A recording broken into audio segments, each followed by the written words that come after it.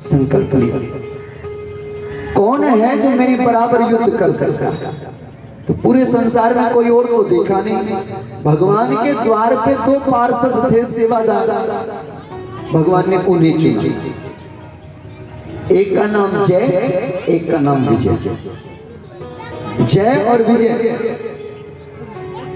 दोनों पर दृष्टि लगाई।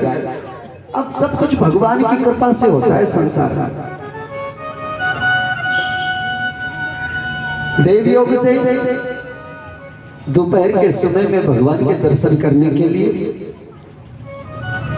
सनत सनंदन सनकादिक जी, सनत कुमार जी, ब्रह्मा जी के मानस पुत्र, ये चारों भाई चले आ रहे आए तो द्वारपालों ने, जय और विजय ने भी द्वार पर रोक लिया। महाराज अभी तो भगवान का शयन काल का समय, आप कहाँ जा रहे? जय और विजय कहने लगे, रे भक्त को भगवान से मिलने से रोक रहा है,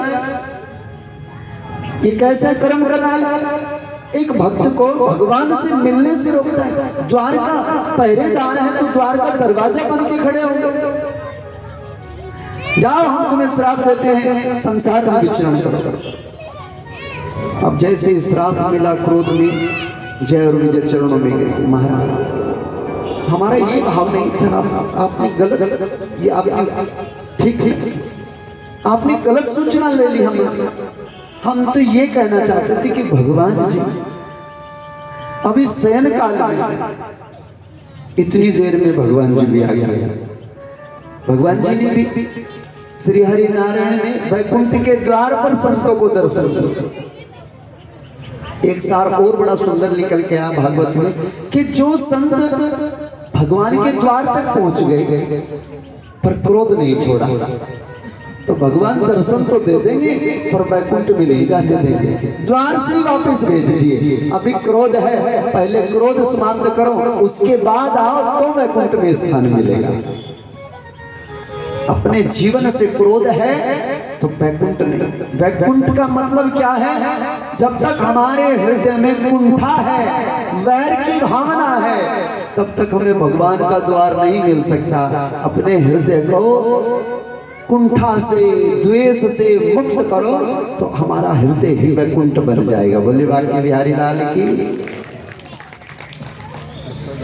महाराज जय और विजय संतों के चरणों में गिर गए।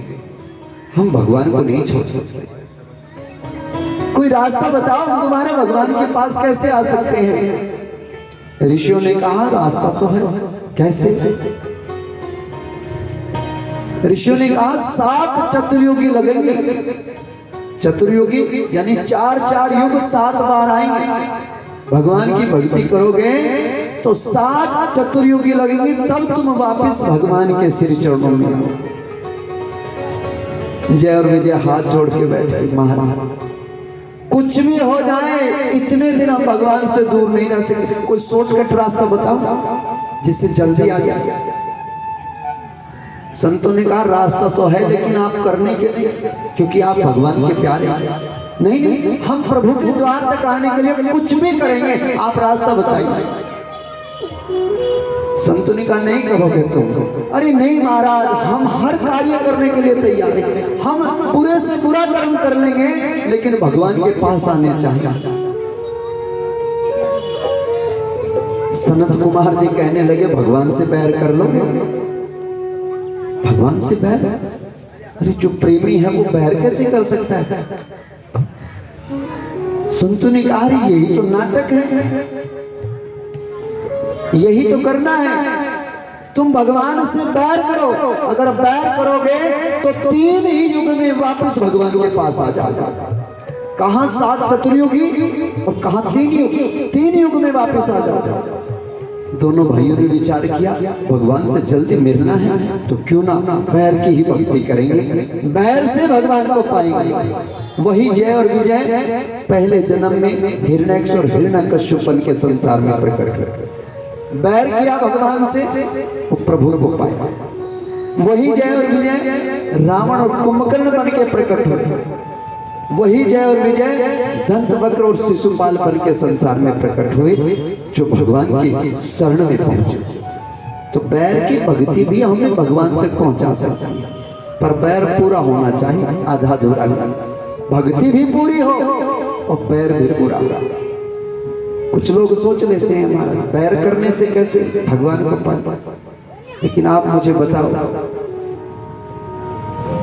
कोई आदमी आपको प्रसाद दे के जाए रास्ते में, प्रसाद चलते चलते आपको प्रसाद दे दे, लो भैया ये भगवान का प्रसाद, कितनी देर याद रखते हो? जो प्रसाद दे गया, एक मिठाई का लड्डू दे गया आपको, बर्फी दे गया आपको, उसे कितनी देर याद रखते हैं? बस बर्फी गई पेट में, वाह भाई बहुत बढ़िया बर्फी, बहुत अच्छा प्रसाद है, याद रख रहा। लेकिन अगर कोई चलते चलते आपको गाली दे जाए,